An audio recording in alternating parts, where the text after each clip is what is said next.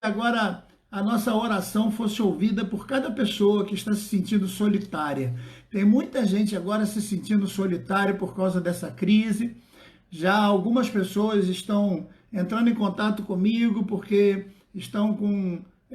Alguns já tentaram suicídio, graças a Deus entraram em contato. Um deles ia tentar suicídio pela segunda vez e nós conseguimos conversar e ele prometeu que não faria mais isso, mas existem pessoas que já se suicidaram numa situação dessa, né? Porque estão se sentindo desamparadas completamente, completamente. Imagine uma pessoa deprimida, desempregada, né? Sem esperança, desenganada completamente, abandonada pela situação, não tem a quem recorrer, então ela se sente desamparada.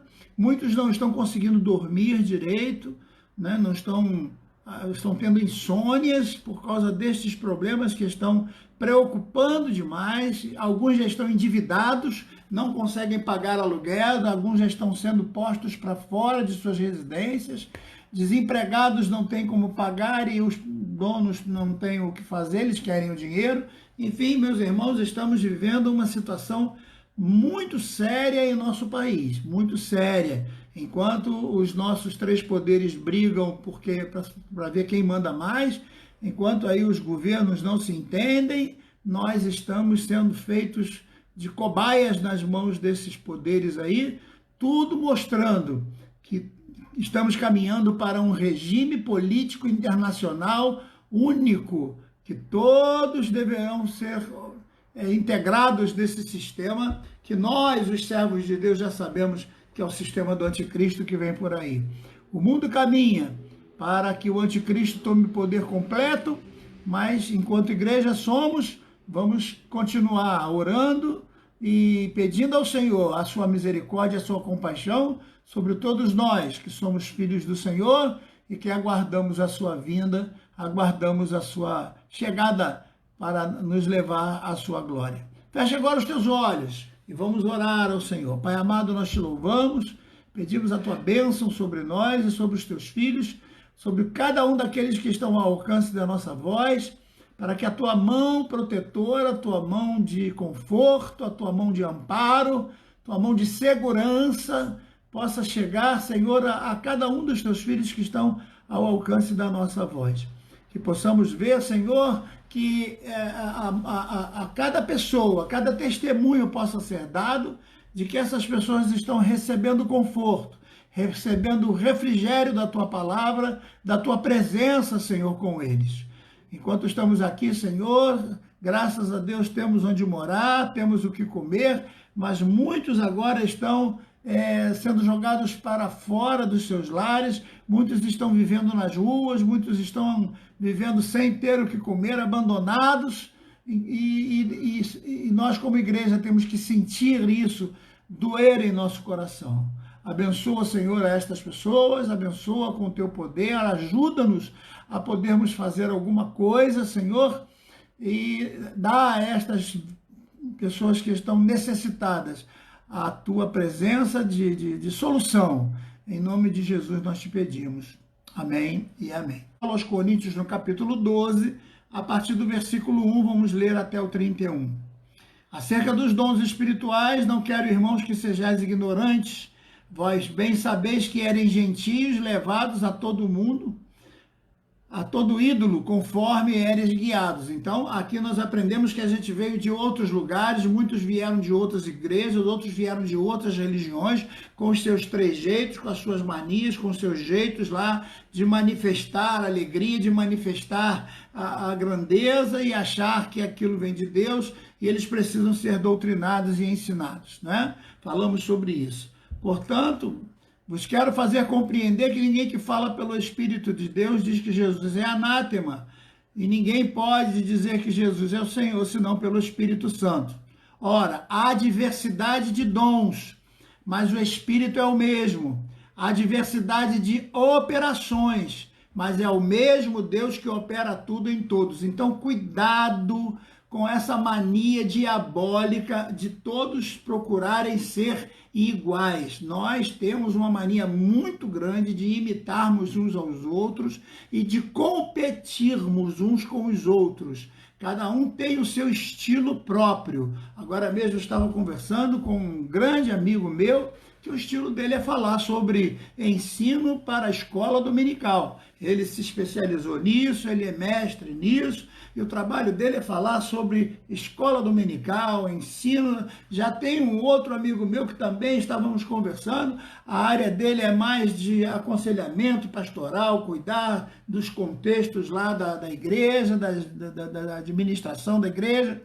Eu já tenho o meu estilo lá com relação à doutrina, com relação à teologia, com relação à ortodoxia da palavra e de ensino bíblico. Então, cada um tem o seu jeito, cada um foi chamado dentro de uma área, cada um é como o corpo, um é o olho, outro é o ouvido, o outro é o braço, e todos caminham juntos, todos trabalham juntos em prol de um único ideal. E é exatamente isso que a Bíblia está falando. A gente não tem que ficar sendo todo mundo igual aos outros. A gente vê pregadores, um imitando o outro. Até os trejeitos de um pregador, o outro faz. Se um pregador bate palma, o outro quer bater palma também. Se um pregador fala uma coisa, o outro... Todos copiando uns aos outros. Você não foi chamado para ser um eco. Se você chegar numa caverna e gritar, ei, você vai ouvir lá dentro, ei. Mas lá dentro da caverna não tem ninguém.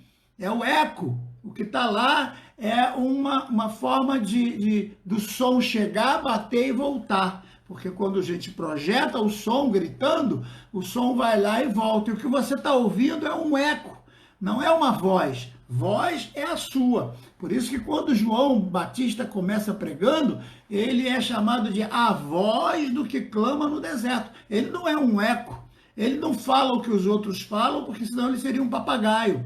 Ele é uma voz. E Deus chamou você para ser uma voz. Você não tem que ser um eco. Você não tem que falar o que os outros falam. Você não tem que ter os trejeitos dos outros. Fazer aquelas coisas que todo mundo faz. Parece um grupo que foi ensaiado, tipo uma escola de samba que todo mundo roda para o mesmo lado. Não, isso aí é imitação. Isso nada tem a ver, essas coreografias aí. Isso não tem nada a ver com o Espírito Santo. Cada um, Deus age de um jeito. Para cada um, Deus dá um talento. Para cada um, Deus dá um estilo. E você tem que ser você. Você não tem que ser igual o Godofredo, o Ambrósio. Eu não tenho que ser igual a Davi, ou Abraão, ou Jó. Não, eu tenho que ser o Jorge Videira. E você tem que ser o que você é.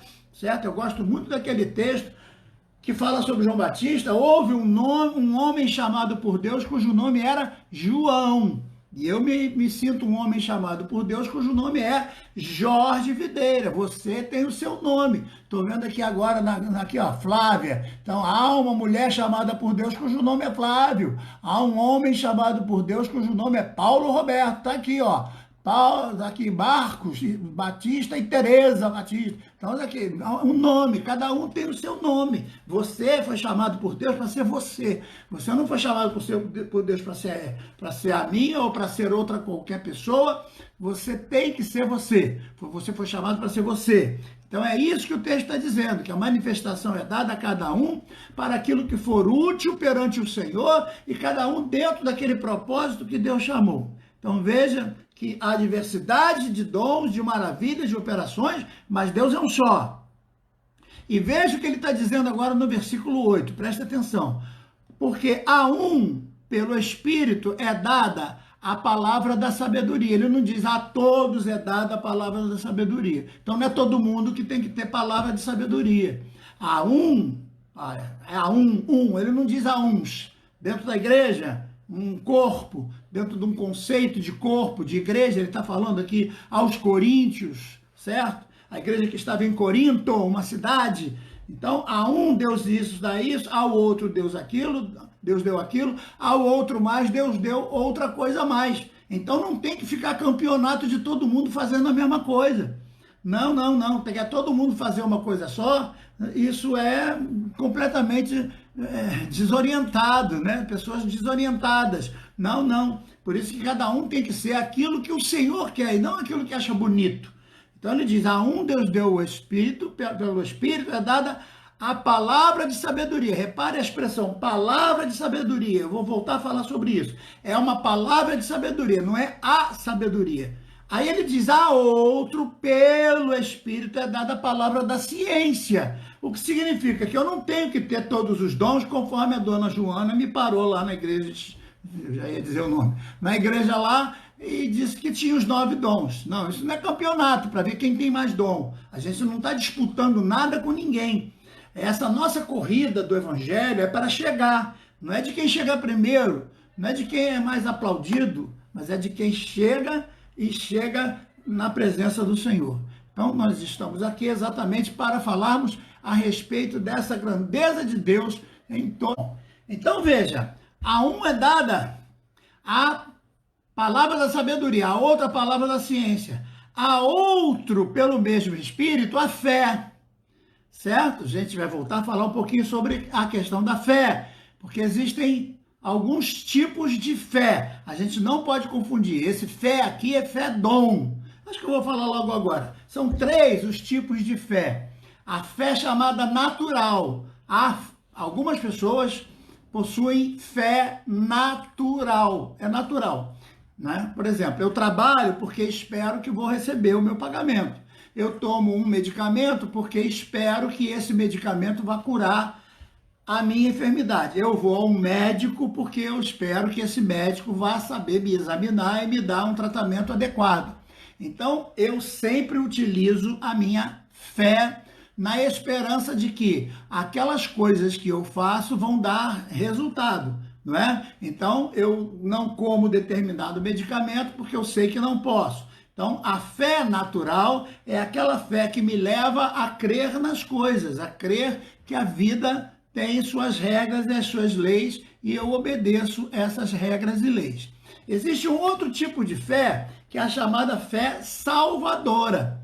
Essa vem de Deus, não vem de nós, não depende das nossas obras, não depende do jejum, nem de subir no monte, nem de falar língua estranha ou não. Eu não posso ficar mais salvo ou menos salvo, porque não depende de mim. Essa fé é a fé que vem de Deus e opera em nós para que nós possamos alcançar a salvação em Cristo, certo? Então é aquela fé que toca no nosso coração quando a gente aceita, a gente ouve falar de Jesus e a gente aceita Jesus. Naquele momento, aquela fé que entra, pronto, estamos salvos, né? Se você perder essa fé, você perde a salvação também. Agora, essa fé que está sendo falada aqui é a fé dom. É aquela fé sobrenatural que se manifesta de vez em quando para propósitos específicos. Ela não fica sempre com a pessoa, mas ela se manifesta de vez em quando. Por exemplo, Gideão, ele se achava um homem cheio de fé? Ele se achava um homem cheio de coragem? Deus vai na tua força, Gideão. Que força? Gideão estava com medo. Estava malhando trigo num lugar onde era para fazer, para malhar milho, né? Porque ele estava com medo, ele queria ficar, não era lugar de fazer, de malhar, de pisar cana, uva para fazer vinho, né? Que era no lagar do vinho, e porque é no alto, para poder escorrer, e do alto ele podia ver. E agora Deus vai usar esse indivíduo que não tinha nenhum pouco de fé nessa fé extraordinária e vai usar ele com apenas 300 pessoas para livrar Israel. Então, de repente, ele se enche de fé, vai lá e obedece ao Senhor e pratica esse ato grandioso de que com apenas 300 ele livrar Israel dos seus opressores midianitas. Então, essa fé que se manifesta de repente, depois não. Então, essa fé dom, ela não nada tem a ver com a fé salvadora e nada tem a ver com a fé natural, certo? É uma fé que se manifesta de repente e ela pode se confundir com outros tipos. Por exemplo, Daniel foi colocado na caverna lá com os leões. Se Daniel ficou quietinho, não fez nada, a operação de Deus ali foi através da fé. Ele ficou calmo, tranquilo, passou a noite toda lá dentro. Quando o rei chama Daniel, assim o caso do teu Deus ter te livrado, ele responde: sim, ó Deus, ó rei, meu senhor. O meu Deus a quem eu sirvo mandou um anjo e fechou a boca do leão. ele mesmo, Daniel, não fez nada. Mas se ele tivesse dado ordem ao leão, se ele tivesse dito em nome do Senhor, fiquem quietos aí no canto, aí já seria outro dom que nós chamamos de operação de maravilha. É o dom onde você ordena, onde você dá ordens aos elementos, aos animais, ao ar, ao vento, às águas, à chuva. Essa é a operação de maravilhas. Mas se você simplesmente fica quieto e deixa Deus trabalhar, como foi o caso de Josafá, nessa peleja você não tem que pelejar. Então não pega em arma, não pega nada, fica quieto. Deixa Deus trabalhar. Você fica quieto e Deus resolve. É essa fé que Deus chama, que a Bíblia está chamando de dom na fé. Que ela se manifesta de vez em quando, não é sempre que o indivíduo tem, o fulano é um indivíduo cheio de fé, a vida inteira ele vai ter fé. Não, tem momentos que nós também fraquejamos e tem momentos que nós estamos animados. Isso tem a ver com a nossa vida, não é? E ele segue, além da fé, ele continua no versículo 9, a outros pelo mesmo Espírito, os dons de curar. Note que dom de curar está no plural, o que significa que tudo indica que há pessoas com dom de curar determinadas enfermidades e não curar outras enfermidades, porque são dons múltiplos. Então você pode curar uma coisa e não curar outra, sei lá, não é você, é Deus que usa, né? E no seu dom, são vários dons, vários tipos de atividades que Deus usa nesse contexto aí. Versículo 10, há outros a operação de maravilhas, e há outra profecia, e há outro discernimento de espírito, e há outro variedade de línguas, e a outra a interpretação das línguas, certo? Então veja que Deus então dá esses dons a pessoas diferentes de forma repartida para que ninguém seja mais importante na igreja do que ninguém e todos possam ser abençoados, usados por Deus dentro da ordem do respeito com relação à liderança e quem é liderado e quem lidera, para que tudo corra dentro da ordem e do respeito e da decência dentro de uma igreja. Não é baderna, não é balbúrdia, não é confusão. Todos respeitam dentro da hierarquia espiritual e eclesiástica, certo? E ele continua dizendo, mas um só e o mesmo Espírito opera todas estas coisas, repartindo particularmente, então vem de Deus, não é vontade minha, não é vontade sua, não é vontade de quem quer que seja, para cada um como ele quer. Então Deus faz como ele quer, do jeito que ele quer, eu não tenho que questionar por que fulano tem profecia e eu não tenho, por que Godofredo tem revelação e eu não tenho. Não tem que ficar pensando nessas coisas, se bem que revelação não é dom, eu vou explicar já já. Porque assim como o corpo é um, temos vários membros e todos os membros são muitos, mas um só corpo, assim também em Cristo é operado os dons espirituais, pois todos nós fomos batizados em um espírito, formando um corpo, quer judeu, quer grego, quer servos, quer livres, todos temos bebido de um único Espírito, que é o único Espírito Santo, é um único ser que opera tudo em todos, certo? Agora, versículo 15, olha o que ele diz. Se o pé disser, porque não sou mão, não sou do corpo, não será por isso ele do corpo? Se a orelha disser, porque não sou olho, não sou do corpo, não será por isso do corpo? São perguntas que ele está fazendo. Se todo o corpo fosse olho, onde estariam os ouvidos? E se todos fossem ouvidos, onde estaria o olfato? Mas agora, Deus colocou os membros no corpo, cada um deles como quis. Então, Deus colocou essa mão aqui do lado de cá, Deus colocou a outra mão do lado de lá, Deus colocou uma orelha do lado de cá, uma orelha do lado de cá, como ele quis formar o corpo. É ele quem decide e quem estabelece as regras.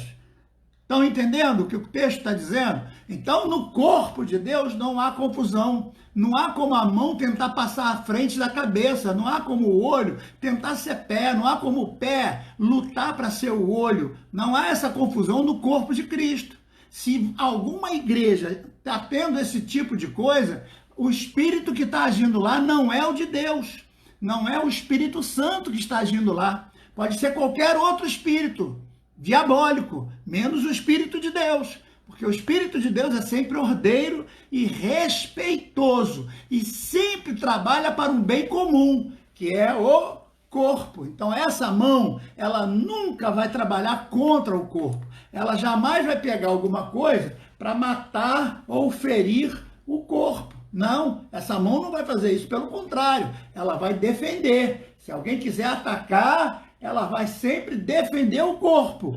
Se você faz parte do corpo, você defende o corpo. Mas se você está atacando o corpo, é porque você não pertence ao corpo. Então, cuidado, que às vezes você pensa que está cheio do Espírito Santo, você está cheio de espírito de porco, porque você está atacando o corpo, você está dividindo o corpo, você está causando dissensão no corpo, você está causando confusão dentro do corpo, então você não pertence ao corpo, você é pior do que o vírus, coronavírus, que está aí atacando o corpo e está prejudicando tudo. Tá certo? Então é bom arranjar um jeito de você ir procurar a tua turma e abandonar logo esse corpo. Sai desse corpo que não te pertence. Porque você está atrapalhando aí nesse lugar. Não é para você ficar aí. Tá certo? Então nós temos que entender isso. Se estamos num corpo, é porque aceitamos viver ali, compreendemos que a nossa vida tem a ver com aquele corpo e nós vamos trabalhar em prol do corpo. A mão não tem que receber aplauso, porque ela sozinha não tem como ter sozinha. A língua não tem que ser aplaudida. Oh, que maravilha que eu sou. Se não fosse eu, esse corpo não falaria. Não, todos estão unidos para o corpo. Tá certo? Então, preste atenção que a gente está lendo Bíblia. Eu não estou lendo contexto de pensador nenhum. Eu estou lendo a Bíblia Sagrada. Agora tem uma coisa interessante, que eu quero citar aqui com muito carinho, né? Porque existem muitos membros no corpo, assim, pois há muitos membros, mas o corpo é um só, né?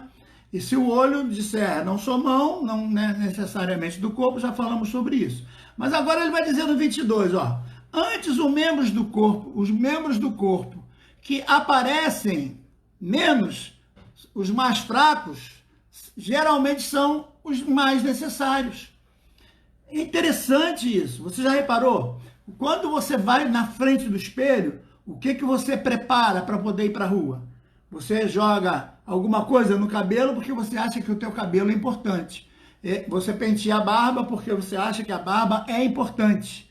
Você ajeita os olhos porque você acha que os olhos são importantes. Você ajeita a roupa porque a roupa é importante. Quando você cumprimenta uma pessoa na rua, você abraça e diz, poxa, você está perfumado. Como você está, querido? Tudo bem? Agora, por que aquele corpo está em pé? Porque ele tem um coração, porque ele tem um fígado, porque ele tem um baço, ele tem 2 rins, ele tem um estômago, ele tem um esôfago, tudo isso trabalhando para que aquele corpo funcione perfeitamente. Mas é impossível você ver uma pessoa chamando a outra e dizendo assim, ô fulano, como é que está o teu coração hoje? Como é que está teu rim? Ô meu amigo, como é que está teu baço? Puxa vida, tu sabe que essa noite eu orei pelo teu baço? Eu fiz uma oração hoje pelo teu esôfago, rapaz. Essa noite eu estou orando pelo esôfago de todos os meus servos, de todos os meus amigos, todos os meus conterrâneos. A gente não dá muita atenção a esses órgãos que são do corpo e a gente às vezes ignora eles. E são às vezes muito mais importantes, porque eu posso viver sem um olho, mas não posso viver sem um coração. Eu posso viver até sem os 2 olhos, mas não posso viver sem o fígado. Eu posso viver sem os 2 ouvidos, mas não posso viver sem o pâncreas. Vocês estão entendendo isso? Então há coisas que nós damos muita atenção. E na igreja tem isso. A gente dá uma atenção tremenda a coisas que não precisavam ser tão reverenciadas. E por mais que são reverenciadas, mais elas se acham importantes e mais aplausos elas querem receber. Quem são os culpados? Somos nós, que damos muito valor a coisas que não deveriam ter o valor que têm, como língua estranha, profecia, essas coisas. Para tudo quando alguém quer profetizar. Aonde na Bíblia está dito que tem que parar tudo? Para o culto quando alguém quer profetizar. Aonde na Bíblia você acha que um culto tem que parar porque alguém quer profetizar? Não, muito pelo contrário. O texto diz que todos podem profetizar, mas esperar o momento certo, uns podem profetizar depois dos outros. Porque há momento certo, há regra certa, há uma forma organizada de se cultuar a Deus. Então não é todo mundo que fala ao mesmo tempo, porque o nome disso é bagunça. Então, para tudo nós temos que ter uma regra para que essas coisas aconteçam nos momentos exatos. Agora, por exemplo, eu estou usando a fala, mas meu coração está batendo. E como eu estou falando muito rápido, eu estou sentindo um pouco do ar aqui faltando. Então, eu tenho que respirar mais fundo, certo? Porque o meu pulmão também está funcionando. Não é? Então, eu estou sentado em cima dos quadris, que por sua vez são duas próteses, uma de cada lado, que são ferro, que me incomodam. Então, eu tenho que estar movimentando para poder não doer. Mas quem está sendo visto é o meu rosto. E você me vê sorrindo, o pastor Videira está uma benção hoje, mas não sabe que a minha platina está doendo, está incomodando. Porque nós não damos valor àquelas coisas que nós não vemos. Mas a Bíblia diz que o maior valor tem que ser dado ao que nós não vemos. Porque milagres e bênçãos são maiores aquelas que nós não vemos. Como o céu, por exemplo, eu não vejo o céu, mas é a maior bênção que um crente pode receber. Eu não vejo Jesus Cristo do meu lado, mas é a melhor coisa que alguém pode ter ao seu lado, é Jesus Cristo. Então a gente tem que parar com essas coisas, de querer ver, de querer a manifestação para poder crer. Então tem que marchar, tem que gritar, tem que fazer escândalo, tem que bater palma para poder ser de Deus. Se for silenciosamente não é de Deus, se não fizer estardalhaço não é de Deus.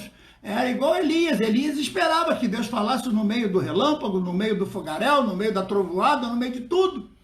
Ele não estava pronto para ouvir Deus falar no silêncio. E Deus às vezes fala no silêncio, muitas vezes Deus fala no silêncio.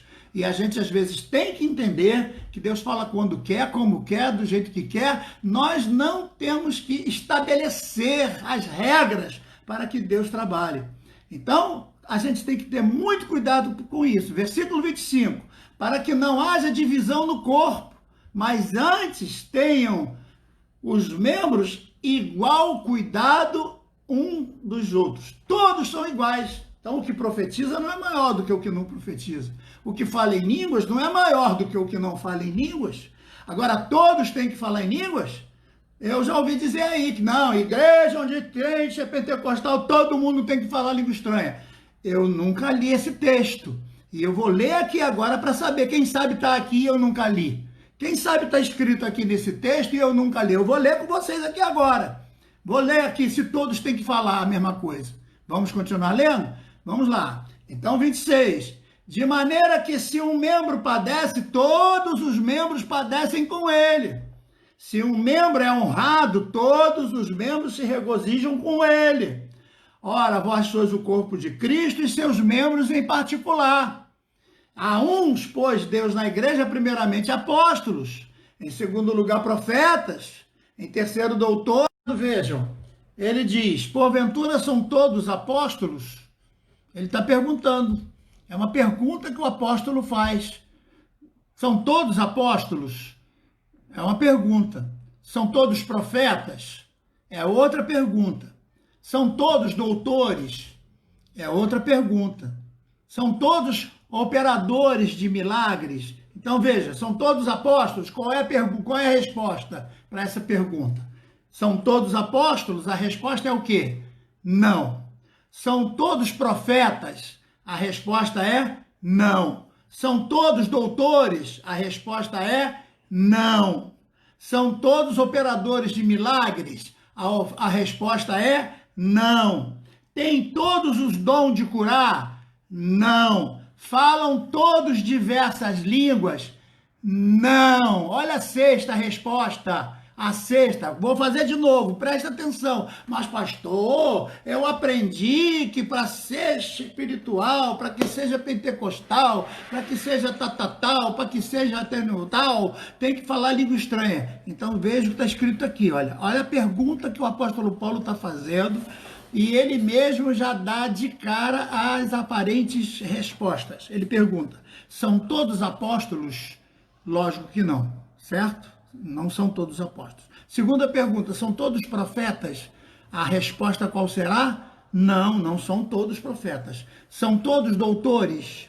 Não, já pensou? Se só tem doutor, onde estarão os discípulos? Se todos fossem pastores, onde estariam as ovelhas? Não é? Se todos são mestres, onde estarão os que vão aprender? Então preste atenção que é a Bíblia que está falando. Eu não estou falando nada, é a Bíblia que está falando. São todos doutores? A resposta é não. Todos são operadores de milagres? A resposta, não. Todos têm o dom de curar? A resposta é não. Falam todos diversas línguas? Por que a resposta para essa tem que ser sim?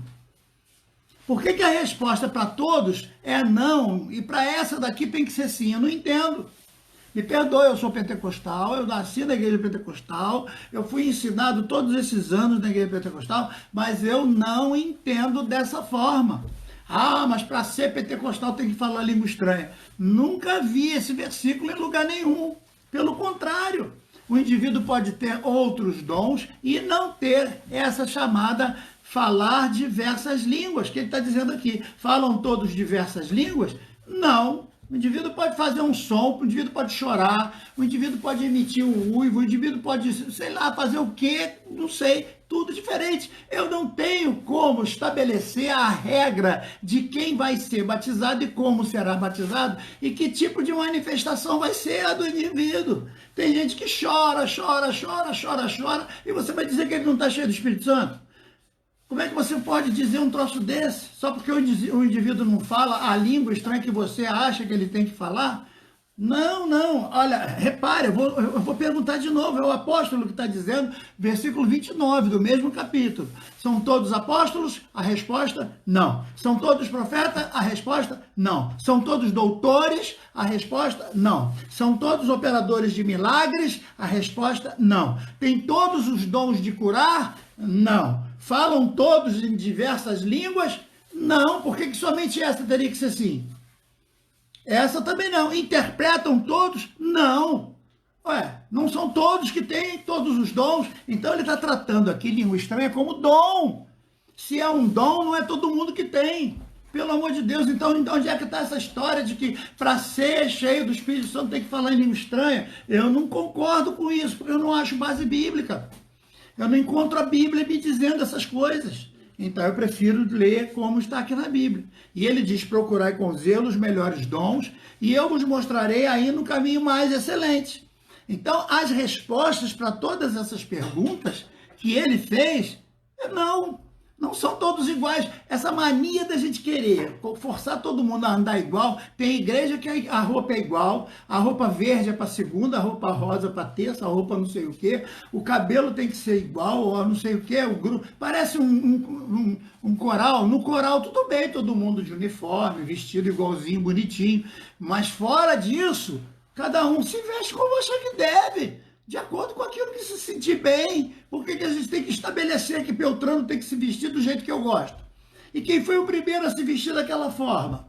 Caramba, trouxeram ideias lá da Europa, estabeleceram aqui no país tropical, que é um calor terrível, estabeleceram que terno e gravata tem que ser a roupa do homem e a mulher com aquelas roupas compridas, aquelas coisas todas.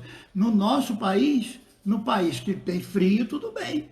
Nos países onde o inverno é terrível, tudo bem, roupa é excelente. Mas num país tropical como o nosso, onde o calor é infernal, por que tem que ser dessas roupas? Aí você vê o camarada naquela roupa, suando tremendamente, porque se ele não colocar aquela roupa, a sociedade vai desprezar ele. Ele vai ser reconhecido como um crente carnal, ele não vai receber os cargos, os dons que a igreja pode dar, ele não vai receber o merecimento da igreja, o reconhecimento da igreja, ele vai ser chamado de carnal, porque, pelo amor de Deus, gente, já está na hora da gente enxergar as coisas com mais clareza.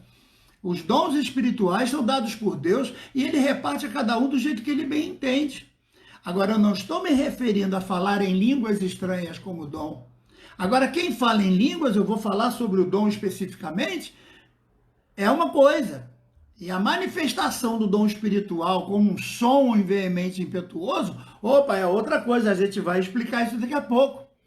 Agora, a operação do dom em falar em línguas estranhas tem a ver com a manifestação lá do capítulo 2, tanto que todo mundo entendia o que eles falavam. Todos entendiam e compreendiam. Eu me lembro do testemunho de um missionário que veio há muitos anos no Brasil e ele escutou uma irmã falando lá uma coisa interessante, que a irmã levantava, falava lá um negócio e sentava. Ele aí tentou identificar quem era a irmã e ela, tadinha, com medo de se identificar, porque muita gente ria quando ela falava aquelas coisas, até que ela se levantou e se identificou. E aí ele falou, olha, pois o que a senhora está falando é Deus seja louvado, lá na língua da tribo que eu trabalho, Deus seja louvado. Então quem fala em língua estranha fala a Deus, é o que nós vamos ler no capítulo 14, Paulo explicando, quem fala em línguas fala a Deus, quem fala em línguas fala a Deus, não fala para os homens, fala para Deus, fala com Deus. Então não é todo mundo que tem que sair falando língua estranha. Não, tem hora de se glorificar o Senhor, tem hora de se cantar, tem hora de... Agora, todo mundo profetizando ao mesmo tempo, todo mundo falando língua estranha ao mesmo tempo, aí não é culto. Agora, glória a Jesus, o apóstolo Paulo, ele diz, glórias eu dou porque falo mais língua estranha do que todos vocês. Eu acho até que ele foi mais meio gabola ali, né? Falar que fala mais língua estranha do que todo mundo, eu também falo. Mas quando eu falo, falo sozinho. A minha esposa, quando ora, ela fica um tempo orando, falando em línguas estranhas entre ela e Deus. Agora, na igreja, dificilmente eu vejo ela falando a língua estranha. Porque a língua estranha é uma coisa pessoal para o indivíduo falar com Deus. Não é para ficar gritando na igreja, falando, chamando a atenção de todo mundo. Agora, isso eu vou falar daqui a pouco, quando a gente continuar o nosso estudo, porque o nosso tempo de hoje já foi embora e, infelizmente, a minha internet não chegou e eu tive que refazer o contato com vocês com os dados do meu celular. Então, amanhã estaremos de volta, neste mesmo horário, se a internet permitir, eu vou ter que ligar para lá.